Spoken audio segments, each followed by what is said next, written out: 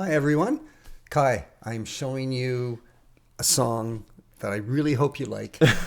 You people watching right now don't understand how excited this guy is to show me whatever he's about to show me, because we did a take about 10 seconds ago where my dad was, "Hey guys, I'm showing Kai a song today." And I'm like, "Dad, it's just me," you know what I mean? Yeah. Anyways. Well, I don't get. You don't get the chance. That's why it's on the channel. Yeah, and yeah. I've got a zillion songs racked up in my brain that I want to show him and I want people to see.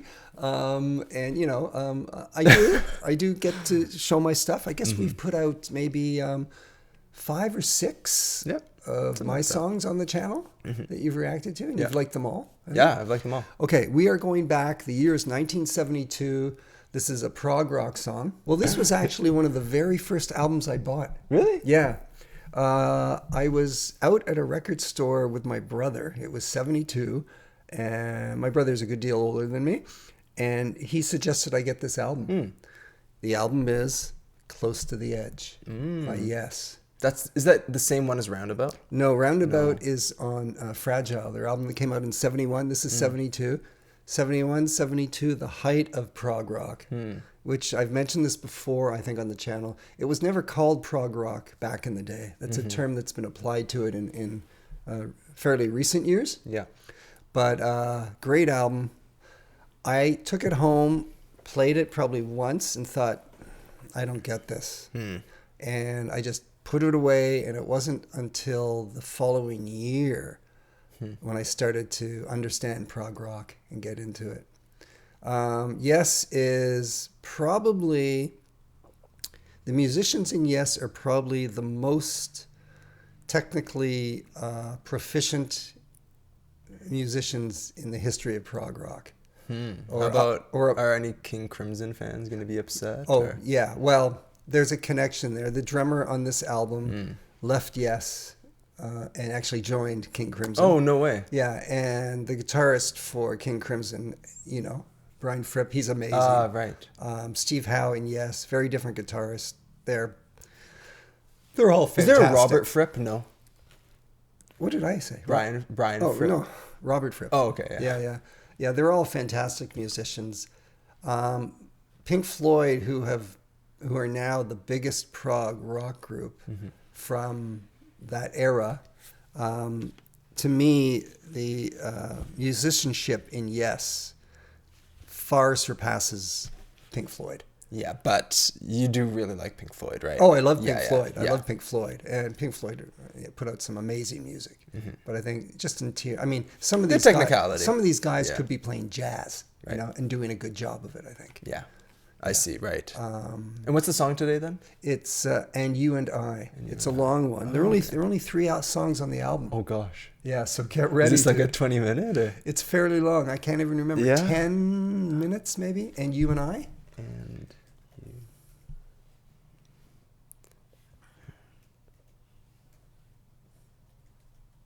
And You and I.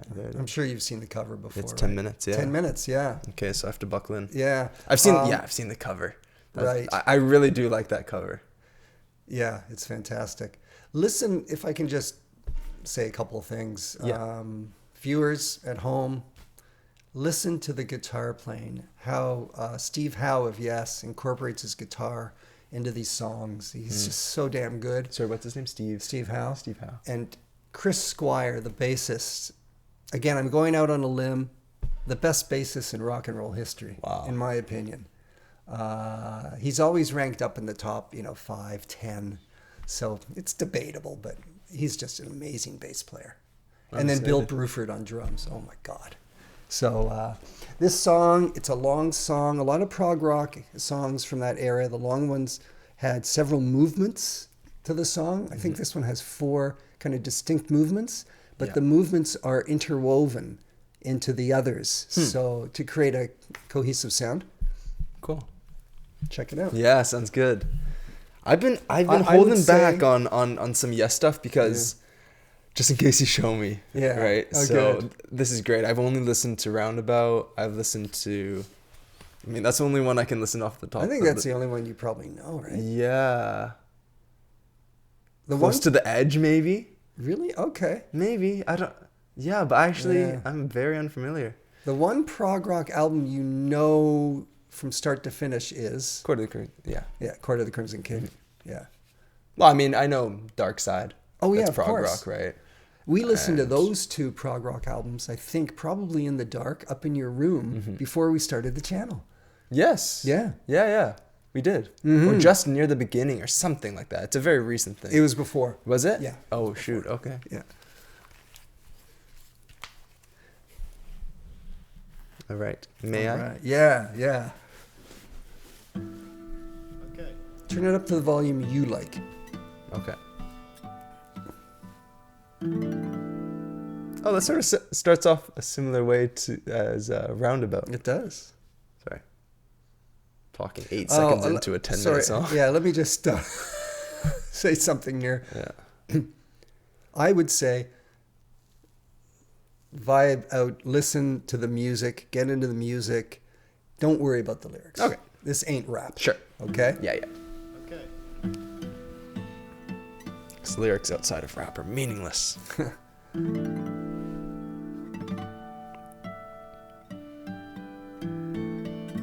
Is that loud enough for you? Yep.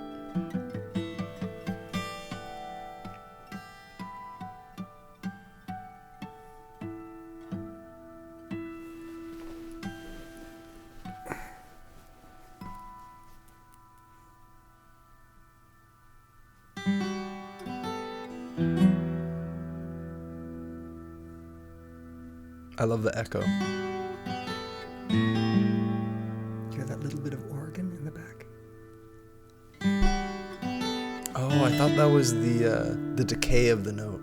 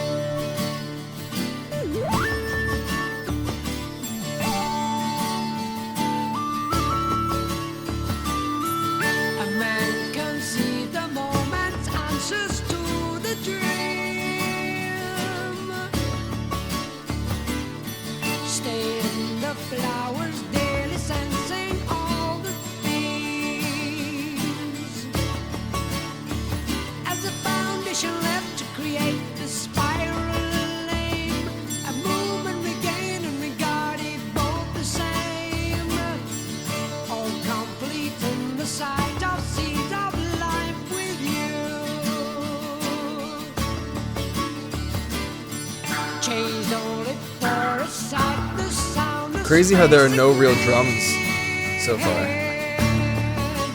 That's right. Between the picture of time behind the face of me, coming quickly to terms of all expression laid, emotion revealed is the ocean made, all complete in the sight of seeds of life with you.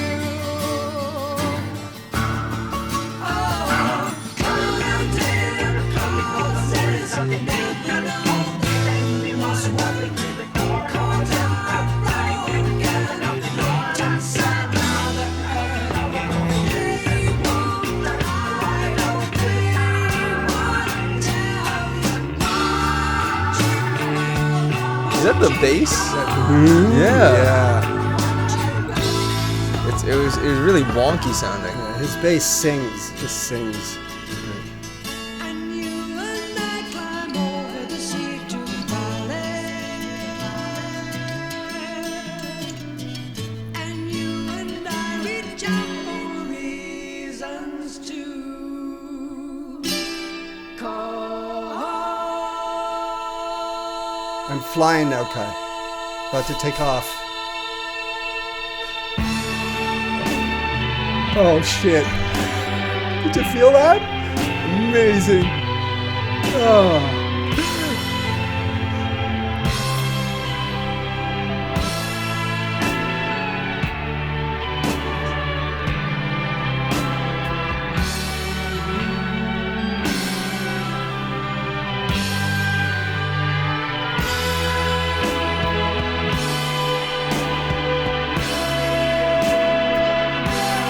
So epic sounding. Oh my god. Now this production is exquisite. Yeah, it really is, yeah.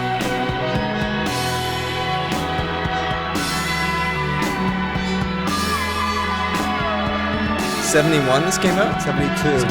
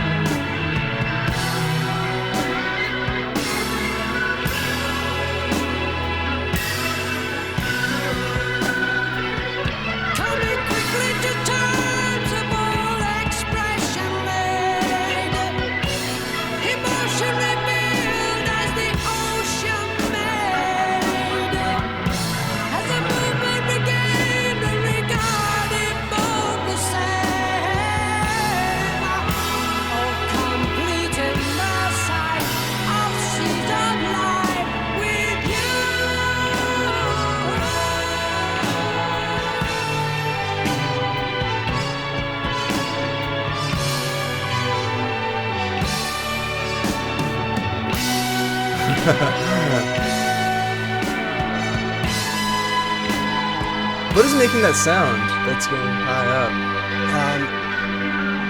up? It's a synthesizer. Yeah. I couldn't tell you what type. Mm-hmm.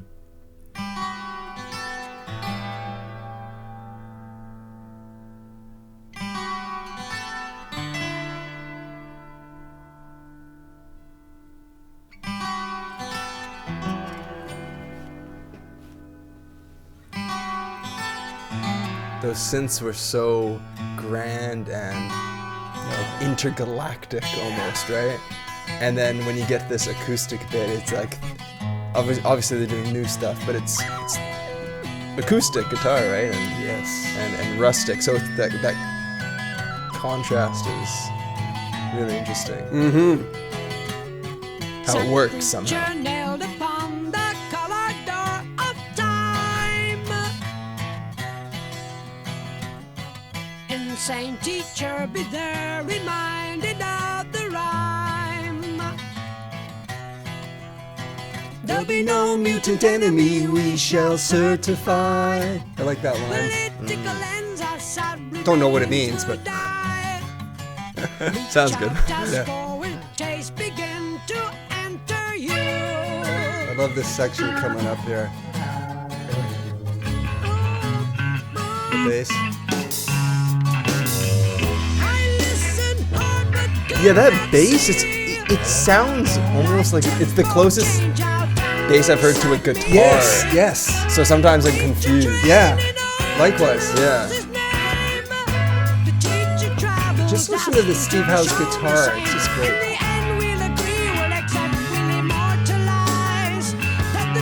It's not dominant here. Yeah.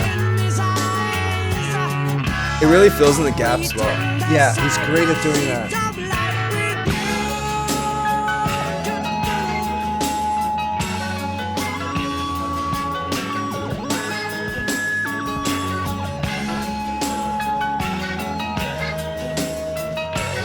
Their music is so effing rich.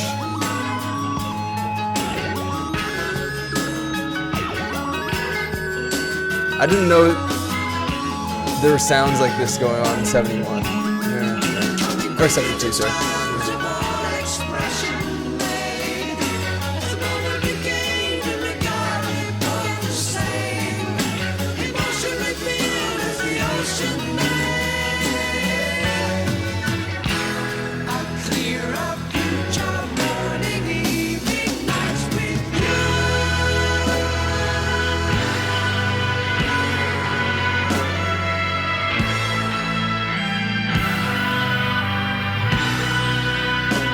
that tempo switch up was so seamless.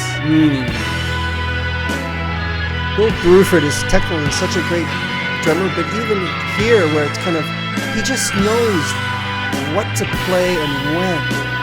Yeah. It's amazing.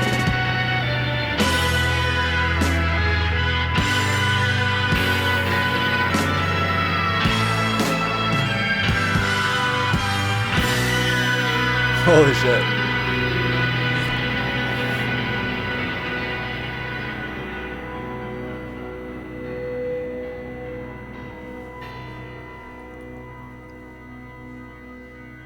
And you and I clear crossing the shapes of the morning.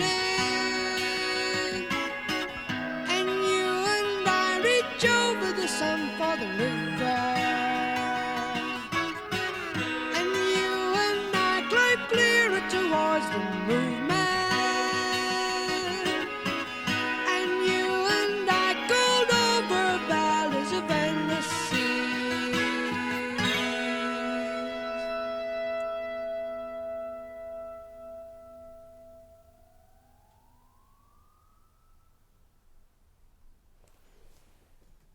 Thoughts? How I don't know if I can. Yeah, I know. How can one possibly say anything after listening to that, right? I know. Yeah. Well, it's so void of any typical structure of a song. Yeah. So it's hard for me to remember each segment. Yeah. I just remember, I guess, how I felt more so. Mm-hmm. At any given moment. At any given moment. Yeah, just the impression left on me. Yeah. I guess is the thing to think about. Yeah. Like there's certain sounds in music that are around nowadays, produced by computers, and just me as a pretty like avid listener of hip hop. Yeah. In some newer hip hop, they sample sounds from like video games and things like that. Mm-hmm. And it sounds like shooting lasers out of guns in video games or certain things like that. There are things in this song that I didn't know were just simply around at this time. This is like before computers. Yes. Right? This is back in the days of that tennis game on the TV. Pong. Or bonk, Yeah. bonk, bonk, right? Yeah, That's literally all there was. Yeah, so Yeah. I was sort of like confused as to how they were able to do that. Yeah. And make it sound good. I know. Because it's one thing for me to be around the time, and I don't mean to focus on video games. I'm just using this as an example, but like it's easy for me to recognize or to interpret the sound of something in a song where it sounds like it was taken from a video game or inspired from a video game or something electronically produced like that in this modern day. But like back then when you bought the album, it didn't relate to any other sound, right? No. Like those synths. Well, that's a good point. You know And what? so it's like Yes is just creating Yeah. something out of seemingly like nothing. Of course there was the instruments to do it, but like they were the first, maybe one of the first ones to really produce sounds like that. So it must have been like that's a great point. like I can only go to this source, this LP in my hand to access these sounds. Yeah. So it makes it more special. Yeah. Yeah. Yeah. No, when this came out, I mean, you know, this prog rock from 71, 72, 73. Yeah. Yes, you know, just masters at it. There was nothing else out there. They were not really copying anything out there other than maybe some prog rock stuff. Yeah. But it was just so unique, you know. And I remember when I got into prog rock, Yes and Genesis with Peter Gabriel. Yeah. The album Selling by the Pound, when I bought that, a year after I bought this, roughly. Yeah. These albums, I thought to myself, I'd put them on and I'd say, my God, this music is, we have literally entered a new era of music. Nothing before sounded anything like this. And this is the future of music. I thought to myself, prog rock, this is it, baby. Yeah. I mean, listen to this. How can anything come close in creating something new and unique. I really felt that way. Little did I know that wouldn't be the case. Yeah. You know, rap came along in a big way, right? And other things, right? But that's how I felt at the time. Yeah, sort of like as a young teenager. Yeah, it's funny how that makes sense why you would think that, but then funny enough, like less than 10 years later, there was the punk movement, which basically stripped away a lot of the technical aspects of things, and it was more about the message and the energy and the attitude, which is so different from this. So this different is, than this. Of course, there must have been improvisation in this, but I guess that's like one thing that really amazed me about this. Yeah.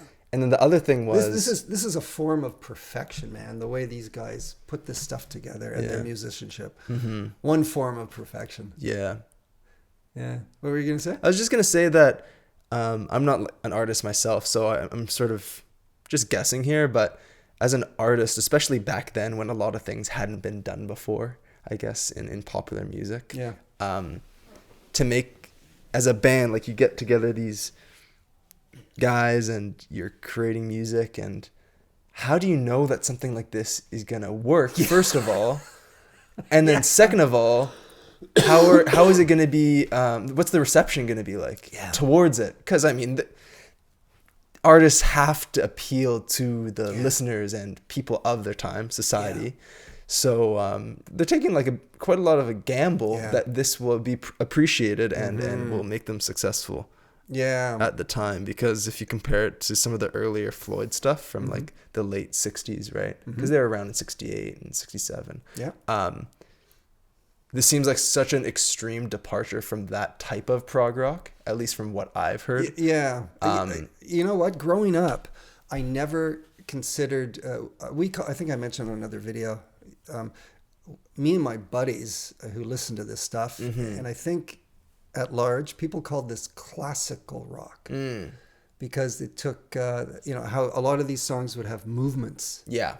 As does quite a lot of classical music. Right. And they even use some classical melodies from time to time, and just the complicatedness of it. Yeah. But I never considered, I don't think my friends considered Pink Floyd to be in this category. Right. That makes sense. There was Genesis, yes, King Crimson, Triumvirate. Well, I think that's the way a lot of people look at it now, because other groups. If I were to talk to someone really? my age, like prog rock, Pink Floyd wouldn't come to mind. They'd be more of like they'd be more in like, I mean, this is a bit of a stretch, but like the Beatles lane.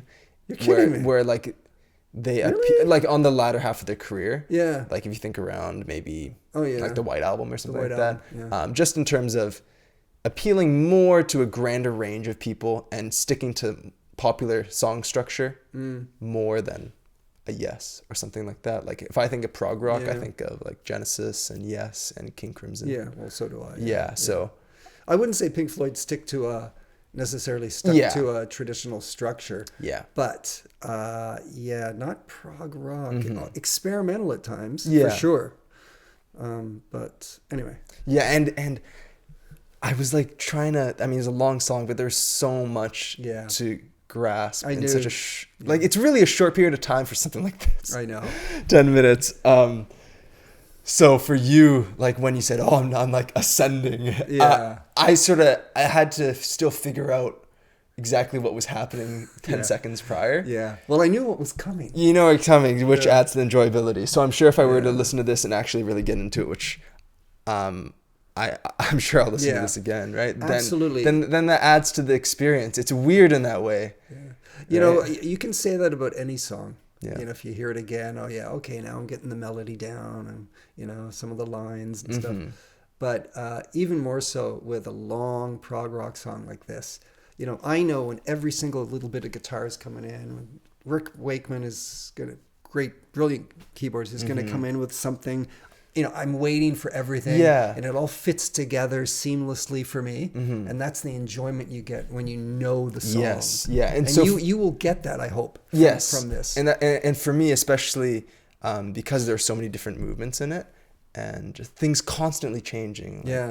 That made it for me as someone listening to the first time, sort of me paying close attention as to like what is changing rather than thinking like, oh, I like that. I just found the whole thing interesting. Yeah. It's hard to know if you liked it on a certain level, isn't it? Yes, it is. I totally get that. I totally get that. So like for me, like on an emotional level, this didn't hit me, but in terms of sort of an exercise for my brain and really just being entertained by it, this was fantastic. I can absolutely see why. I know you saw Genesis like live back in the day, and that was a pretty transformative experience, right? Amazing. Peter Gabriel with Genesis, 1973. Yeah. So I never saw Yes, but I did see Rick Wakeman, the keyboardist. Yeah. And prog rock, seeing something like this live, that must have been insane. And what's interesting is that this type of music is the least approachable for your average person. Yeah. Right? To listen to. Yeah. But it's also, if you don't know the band and go see them live, it's something that you would be, that an average person would be amazed by more than anything else. Like it's something that isn't accessible, but still to listen to frequently. Yeah, there's a wow factor. But there's a certain wow factor that almost anyone would surely be able to appreciate. Yeah. Which is interesting. But whether it hits you in the heart or not. I mean, some people don't like prog rock. They find it cold and contrived. Yeah. But I mean, I guess it depends on the type of, that's like any music, right? Like I suppose so. Yeah. Because I've certainly heard some songs off of Selling Them by the Pound that by Genesis is quite something. Yeah. Good. Last comment. I mentioned what a great guitarist Steve Howe is. Yes, sir. I didn't comment on each of the abilities of the people. I just because they're all great. It seemed like, right? Fine. Yeah. But when it comes to Steve Howe, there are quite a few other Yes songs that where his guitar is more evident, and what he's doing on guitar is like very Roundabout, apparent. like Roundabout, or a song like South Side of the Sky off of Fragile. But you did point out, you said it sounds like he's doing little bits in between the fill in the gaps. That. And when there's a song called it's on this album on this side, Siberian. I always have trouble with the last. Just Siberia. No, Siberian Katu. Oh yeah, the one before. Yeah. Katu, is that? Katru. Yeah, Katru. I always forget what it's called. In that song, after Anderson finishes his line, Steve comes in with a little bit of guitar, and then after the next line, it's appropriate, but it's different from the last little bit. And then he does that over and over and over again. It's just amazing what he can do. Wow. Yeah, how he can vary it with after every line that Anderson sings. Really? Or every maybe every bar. Yeah, maybe we'll have to do that then. That sounds really interesting. Yeah, it's really, really great. So he's phenomenal. Yeah. And he's still going strong. Rick Wakeman? No, he's the keyboardist. Oh, Steve Howe. Oh, Steve Howe. Yeah. I see. Yeah, that sounds great. We could blab on and on. Yeah, I'm sure we will. After we stop recording, it's always like us still sitting here. Probably the only people still watching are the prog rock diehards. Yeah. Right? Yeah. Or maybe we said something wrong and they're sticking around because they're like, I'm sure we did. Yeah, right? but yeah. I'm sure we did. Thank you for showing me the song. Yeah, you're welcome. Okay, thanks a lot, everyone. See you again real soon. See ya.